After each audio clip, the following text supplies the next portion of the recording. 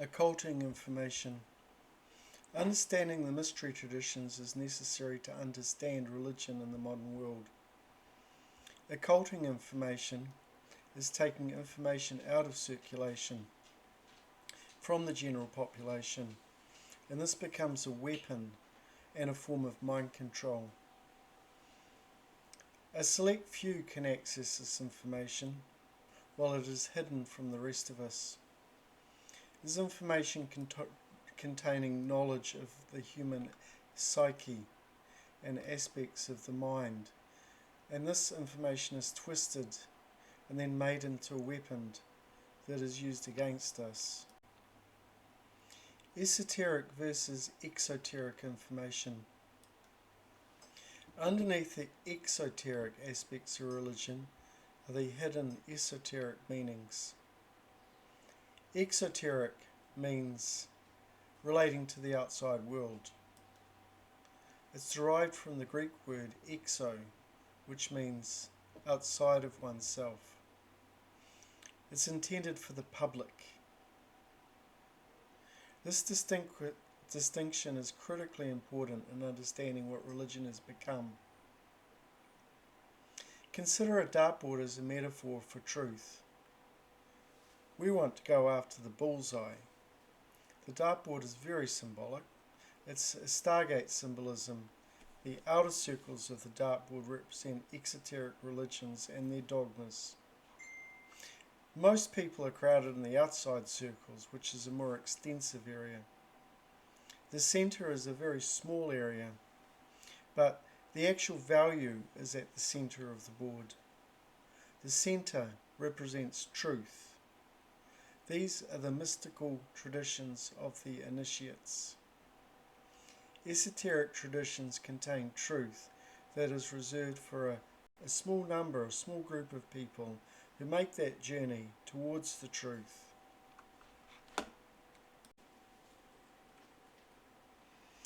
Believers in the dogmas of religion always look outside of themselves for answers.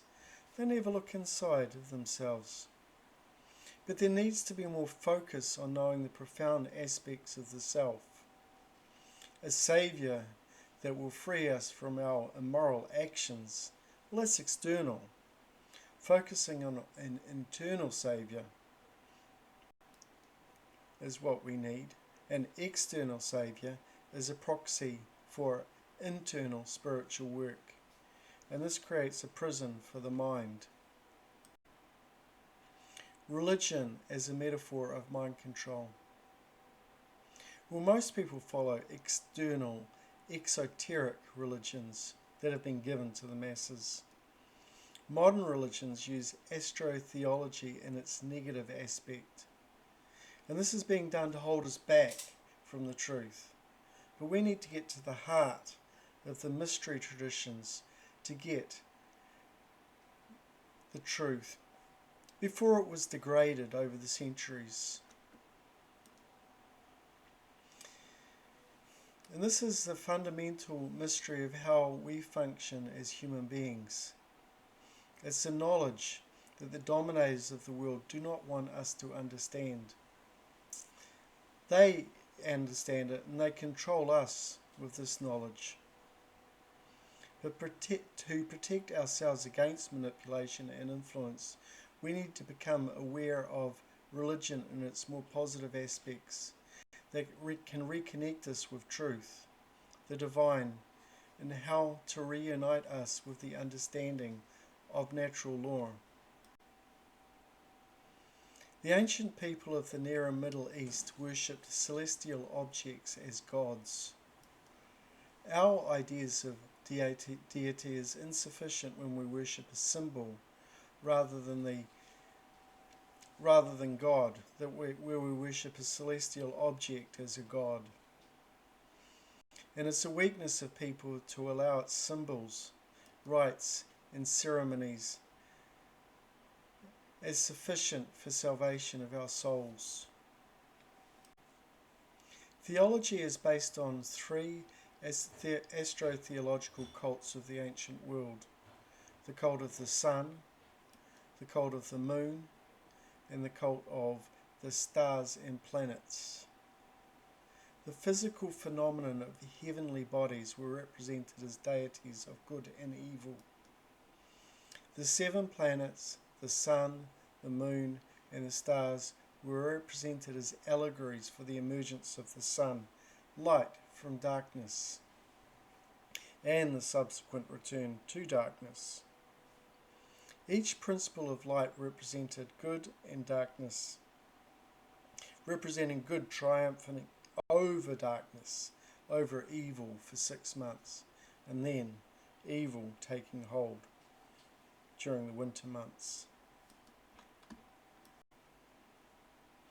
The sun, or light in Persia, was Ahura Mazda, or Urmazd, and the evil principle was represented as Aruman. In Greek mythology, there was Hercules and Typhon representing good and evil. The Romans worshipped Mithras, which was a sun god. The mysteries of Attis were that of Ares, represented by a ram at the foot of a tree, when the sun enters the vernal equinox as it approaches summer. The Egyptians had Osiris. Osiris was seen as all that is good. He brought light into the world. Horus brought forth the sun from the Horus zone, the horizon. And the evil Set took away the sun at sunset. Christianity is the soul occult. The story of Christianity is completely interwoven into the soul occult of the ancient world. The Trinity of 3 in 1 is an esoteric symbol or an aspect of our consciousness. Christians worship the sun upon the grand cross of the zodiac, which is a cycle of the solstices and equinoxes that form a cross. The sign of the zodiac are also the 12 helpers that represented the helpers of Jesus, the 12 signs of the zodiac. Islam is a lunar cult. Islam is a lunar Astro theological cult based on the goddess principle of the moon. Its symbol is the crescent moon and a star. The sacred feminine goddess represents Islam, as she was worshipped in the ancient cultures and cosmologies in the ancient world. Islam is also patterned after the galaxy, not just the moon, but the moon in the night sky with the stars in the background. The goddess is the moon in its crescent aspect, making an arch across the sky. Islam is Isis. Islam begins with the letters IS, which is the first letters of Isis, which means submission to God. The goddess principle, represented by the stars, is a passive energy. The dark aspect. Dark, not in the sense of evil or vile, but in the sense of the yin or goddess energy. Some of the traditions' patterns in Islam represent the worship of the goddess and the galaxy. The symbol of the moon in Assyrian traditions was Semiramis, the goddess who was depicted as an owl. In ancient Egypt, Nuit was depicted as bridging 2 horizons, her body acting as an arch with the stars under her body. The Milky Way is a gigantic band, the Maya called the Cosmic River. According to Egyptian and Babylonian traditions, the great goddess arched the world. Mary in the Catholic tradition was depicted as wearing a dark cloak embedded with stars of the night sky, and this equates to Isis. She is not just the moon, but the moon in the night sky with the stars and the galaxy. Horus in Egyptian tradition is represented as a falcon, the sun as it tracks across the sky. The central ritual of Islam is the journey to Mecca. The Kaaba stone at Mecca is at the centre of Islamic religion. It's a vast cubicle, a black draped building. When they make this pilgrimage, the pilgrims take their clothes off and wear a white robe and make revolutions around the Kaaba. This is very telling once you understand Astro theology and the moon goddess aspect of the galaxy. There's a principle of correspondence. It says, as above, so below. So it's to say that we are the solar system, that every person is a star circulating around galactic centre. So that's why they dress up in white robes and go around the galactic centre or the Kaaba stone. The black cube at Mecca, the Kaaba, represents the black hole at the centre of the galaxy. And this also depicts Nuit, the night sky in Egyptian mythology, the goddess. The points of light or stars of the stellar tradition are the sons of Nuit. We are the sons of Nuit. Judaism is a stellar cult. Judaism is older than Christianity and Islam, and it's based on a fallen version of the Kabbalah. There are dark and light traditions associated with the Kabbalah. These traditions can help enlighten us, helping us to enlighten others, or they can be used to manipulate and control. The use of Kabbalistic knowledge determines the outcome. So the tradition of Judaism is a stellar cult. Judaism is given to the tiny lights of heaven. This is why the God of Judaism, which in the Torah is called Elohim. Elohim is a plural feminine word in Hebrew. Judaism as a religion espouses a singular masculine God.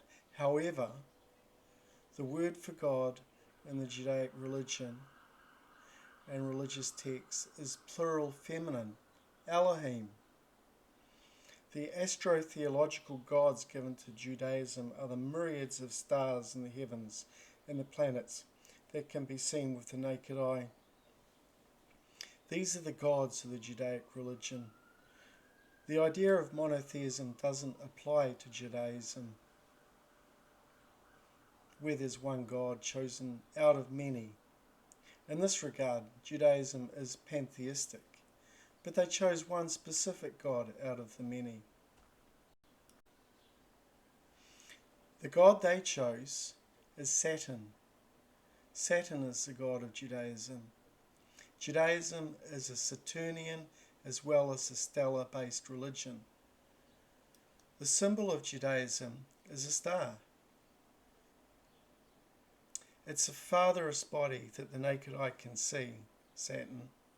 Its orbit contains all of the other planets, and therefore it is considered to be the father of all the other planets.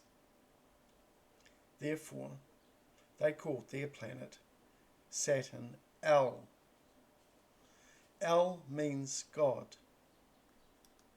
From El we get the words elite, elder, elevate, illuminate.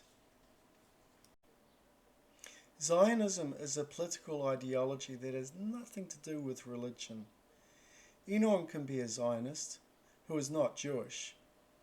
So it's nonsense to equate Zionism with Judaism. Zionism is ideologically opposed to Judaism. People who adhere to the tradition of the Torah want nothing to do with Zionism because they know that it is a radical male-dominated political ideology. Many people equate Judaism with the Jewish people. Judaism is based on the tribe of Judah and not all of the tribes of Israel. There were 12 tribes. This is a controversial topic because people will try to equate Judaism with anti-Semitic beliefs or opinions that have nothing to do with Judaism. It is something that is hidden behind its adherents. They want to equate Zionism with all of Judaism so they can hide behind the race card and say that anyone who disagrees with their political ideology is against Judaism and is anti-Semitic. The three major religions relate to the principle of correspondence, the earth's brain. This is a metaphor. If you consider the earth something like a brain, then you can say that the Middle East, or the placement of Judaism in the Middle East, corresponds to the cerebellum of the earth. And that's where most of the world's oil reserves reside. The whole Middle Eastern region, including the regions of Saudi Arabia, Iran, Iraq. And these relate to the motor schools of the body, of the brain. This is where we get the energy to power the world. The motion that powers the earth. Zionism as a political agenda in the world today has created many problems, and it is an ideology that is based in Luciferianism and dark Kabbalism. Zionism is based on control, precisely controlling people through mind control techniques. Mind control was perfected in the ancient world and has come down to us through Zionism. The dark controlling aspects of the occult have taken over institutional bodies. They own the Vatican, they control the direction of Christianity, they have taken over the Islamic religion, they have taken over the Judaic religion, they own religions, just like they own the government, the banks, and the schools, and the judicial system. David Icke has coined the phrase Rothschild Zionism and equates Zionism with the international banking cartels of the world, who own the Federal Reserve and control the world's governments through the international banking system. It is a means of controlling and pillaging the world, the countries of their natural resources, and putting them in immense debt